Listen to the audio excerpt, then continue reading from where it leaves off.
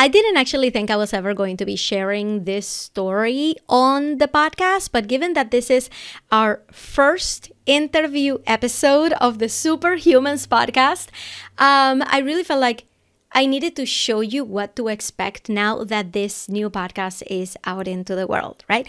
I am about to share with you an amazing interview with life coach Susie Moore. She's an author, she's a podcaster, and she has a lot to teach us about this topic of anger, especially because she's like a ball of sunshine. You would never expect to be talking about anger with her. And it really got me thinking, because that's something that a lot of people think about me. Hi, my name is Coveney. I am a marketing strategist and a business coach and a podcaster. And this is the Superhumans podcast, where we interview the super successful people in the world and we humanize their success. I like to ask them all about the things that you don't know about, the things that they don't share in every podcast. I want it to feel like you are the one sitting down with these amazing people, interviewing them, asking them everything that you want to know. That's the vibe that we're going for here. So when I sat down to decide how I was going to frame this interview, anger, like that word just kept popping into my head, because I would have never imagined that someone as sweet and beautiful and full of life as Susie Moore would have had any experience that had anything to do with anger. And her story really, really impacted me, because I have found myself on that anger train. I really have. And recently, I was in a situation where I got to experience other people's anger. And being the sensitive soul that I am, I at first internalized it a lot. I couldn't fathom that there would be people out there who were so angry at me, who hated me so much.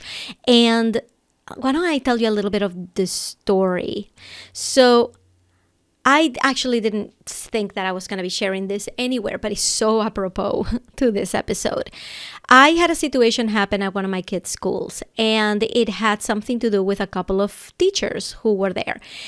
And when I went to express, my feedback, my concerns to these teachers, the principal was there, and these two teachers were so angry at me in that moment, which was completely against what teachers are, taught to do, to deal with parents, to deal with concerns. They're supposed to keep their cool. They're supposed to, listen to you, do active listening, right? Like show that they're listening to you, that they understand the concern so that they can address it. It's called growth mindset. It's a really big thing that they're doing with teachers right now, especially, in my state of Massachusetts. That's where I am. I'm in Boston.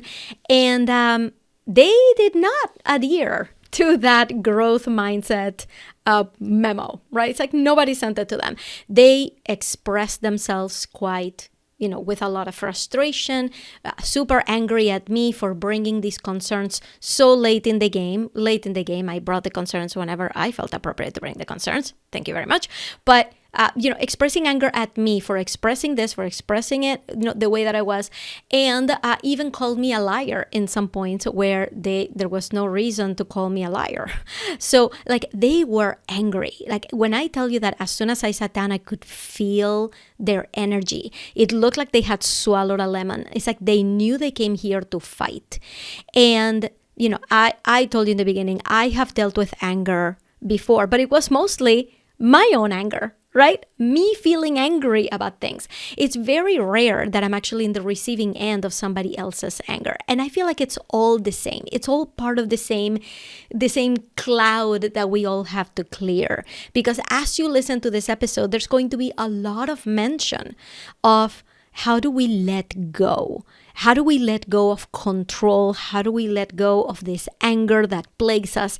And most importantly, how do we become happy people? And in this situation that I was there, sitting there with these teachers, and the agony that followed after that meeting, me feeling like there were people out there who hated me, who were angry at me, there was something very, very soothing about a reframe that I'm about to give you. Now, this is if you're in the receiving end of anger, because I can imagine that even though this happened to me with, these teachers, you probably are experiencing some of this at work, right? Somebody at work just seems to be just angry all the time. They're picking fights with you. They are criticizing your work. They are telling on your boss about things that you're doing. They are not pulling their weight, right? Like there are people at work who are like this, who are like these teachers, who are just angry. Or you may be experiencing it in your own marriage, right? Somebody is just angry all the time. It could be in your marriage, it could be in your family, it could be your mom, it could be your sister, people in your life that you're experiencing like their anger.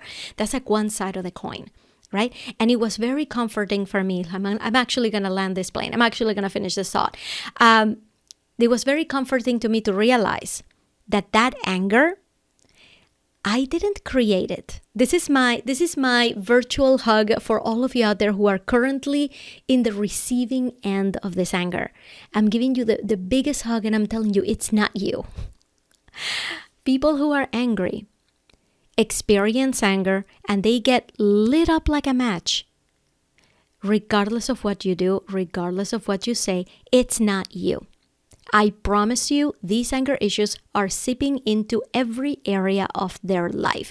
And for some reason, that was really comforting for me to know that I wasn't the instigator. I was just simply caught in the crossfire. It's almost like they were soldiers in this battlefield where they are fighting all the time about everything.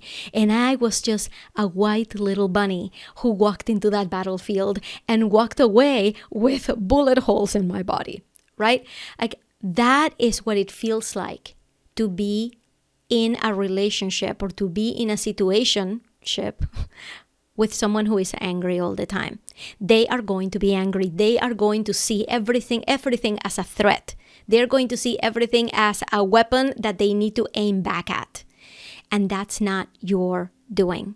You are the little bunny. Sadly, you walk into that battlefield when you're in this relationship and you walk away with wounds, and the wounds still hurt. A lost bullet hurts just as much as an intentional one.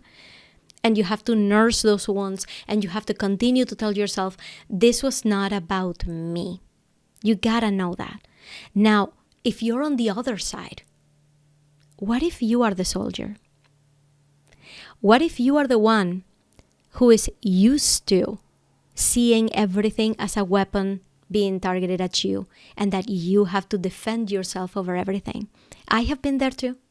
I've been there too so many times where there are situations in my life that I'm just so angry about that I wake up in the morning and I'm angry about that thing.